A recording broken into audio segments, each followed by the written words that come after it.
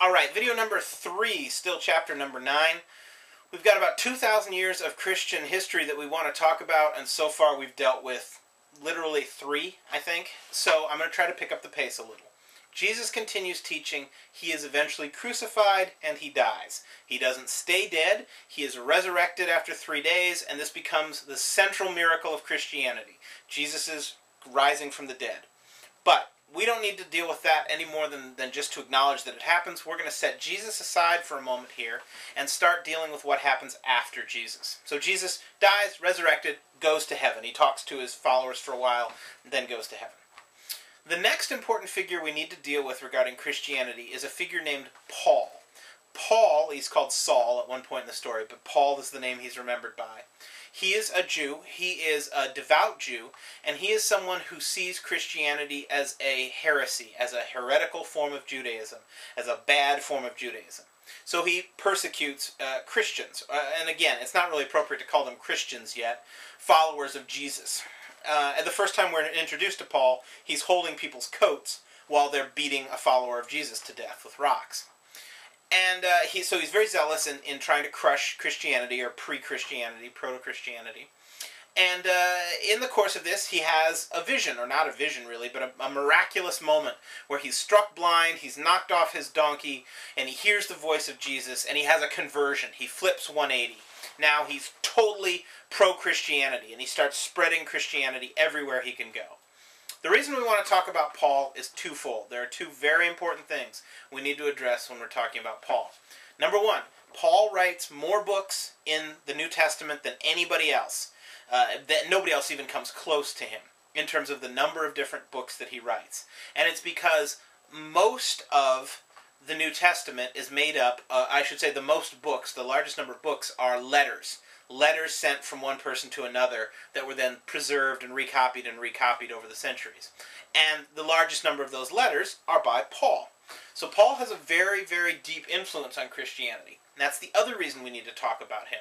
Because Paul is, without a doubt, among the most important people in determining how Christianity looks today.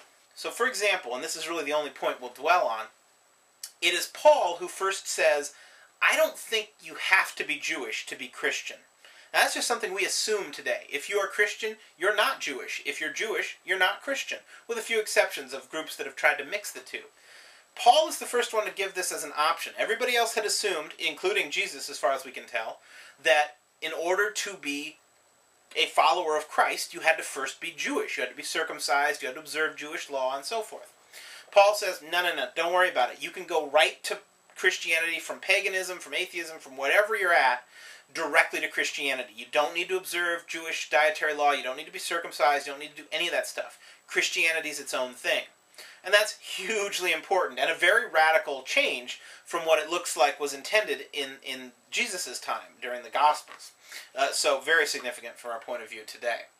Now, after these letters in the Hebrew Bible, in the New Testament, we have one book called the Apocalypse of John, or usually referred to as the Book of Revelations. That one, unfortunately, is far too complicated for us to get into in a set of videos this short.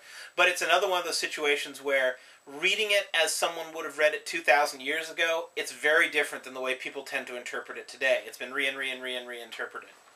What we need to hop to, though, is the Roman influence on Christianity. Because Christianity, even though it starts out a very small religion in a very specific part of the world, it becomes a huge religion all throughout Europe. And that's because it gets picked up by the Romans.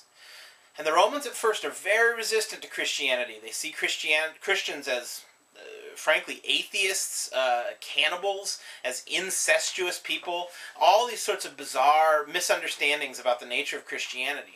But over the course of literally hundreds of years, sometimes of intolerance, sometimes of very violent persecution, Christianity eventually becomes one of the main religions of Rome. And during the time of an emperor named Constantine, it becomes the main religion of Rome. He doesn't make it the official religion, he just says it's legal, and that sets things in motion that allow Christianity to become the dominant religion of Rome. Now, this in its turn sets all sorts of other problems into motion because now that Christianity is a dominant religion, it has to sort of reevaluate some of its original premises. So like, Christianity originally started as a religion that said, pacifism, peacefulness, that's the way to go. If somebody attacks you, you let them attack you again, and so forth. And like I said, that's fantastic if you're weak, if you're helpless. It's not so good if you have the ability to use an army. In fact, if you have the most powerful army in the world, as the Romans did at that time in their part of the world.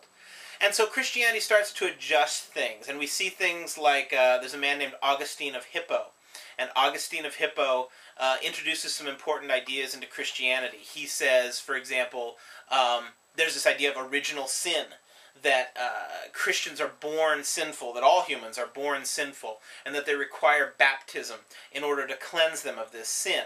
That's a new formulation of an idea, and that's going to stick. Modern Christians, almost all of them, believe some version of that today. He also introduces this idea of what's called just war, meaning justifiable war. And he says, hey, sometimes it's okay for Christians to kill people under certain specific conditions, as long as they're doing it for the right reasons, and as long as they've exhausted all their other opportunities. And this is, again, something you still see discussed today. Throughout the centuries, we see Christianity starting to split and branch off to form more and more and more and more subgroups. Today, by the way, just to give you an idea, there are over 20,000 different forms of Christianity. Over 20,000 different forms. They're all people who follow Jesus, who believe the Bible and so forth. They just have different interpretations. To give you some examples, we don't have a lot of time, but I'll try to blaze through a couple of these. During the 11th century, there's a split between what are now called the Roman Catholic Church and the Eastern Orthodox Church. And those two churches split over a number of things, but mainly a question of who should lead the church. Should it be the Bishop of Rome, which is called the Pope, that's the name of the Bishop of Rome, or the nickname, or should it be the Bishop of the city of Constantinople, the most important city in the eastern part of the Roman Empire? Well, they split. They couldn't agree. And there were some other differences in terms of belief and practice, too. And they said, nope, we're the right Christianity, you're the wrong Christianity, all of you are going to go to hell, and they each said that to each other. And that stayed that way for hundreds and hundreds of years. If you jump way ahead into the 16th century, that's where you see a real flourishing of the splitting of these different religions, all forms of Christianity. And kind of the big one, the one that gets a lot of credit, is a man named Martin Luther. Martin Luther associated with the form of Christianity called Lutheranism today. And Martin Luther doesn't set out to start a new form of Christianity. He's a Catholic monk, he's a Catholic teacher. He thinks he's going to improve Catholicism. He thinks he's fixing the Catholic faith. But the Catholic faith doesn't want any fixing. And so what happens is, over the course of a number of fairly dramatic events, which are covered in some detail in your book, he ends up with his own form of Christianity, which he believes is the right form, is the true form. And this leads to all sorts of other split-offs, and there's other things happening about this same time. For example, also in the 16th century, we get what's called the Church of England, or the Anglican Church. And this one, it's a split. It's a Protestant movement, which is what we call Lutheranism and Methodists and basically anything that's not Roman Catholic or Greek Orthodox. Eastern Orthodox is called Protestant. But what's different about this English form of Protestantism is that it's not really motivated by religious interests at all. The king wants to be divorced from his wife. The Pope won't let him get a divorce. And so the king just says, fine, you're not the Pope of me. I'm making my own form of Christianity in which I'm the boss, and I say I can get a divorce, and it's going to be called the Church of England because I'm the King of England. And it stayed, and it's still here today. It calls itself, literally, Catholic and Reformed. That's a term that they use for their own tradition. Because it is like the Catholic Church. By the way, Catholic is just a word that means universal. It's like the Catholic Church, but it's also got these additional Reformed ideas. So, for example, you can be a woman and be a priest or clergy person in the Anglican Church. You can be homosexual and be a member, certainly, which you can't be in Catholicism, or a priest or a bishop in the Anglican Church, and so forth. And these splits continue till today. There are new forms of Christianity being created every year. Some of them, most of them, quite small. Some of them very major. All right, well, I would love to keep talking about this because there's a lot of other stuff that we can deal with, but I'm going to leave it to the chapter to do the rest of it, and I will see you in the videos for chapter number 10. Take care.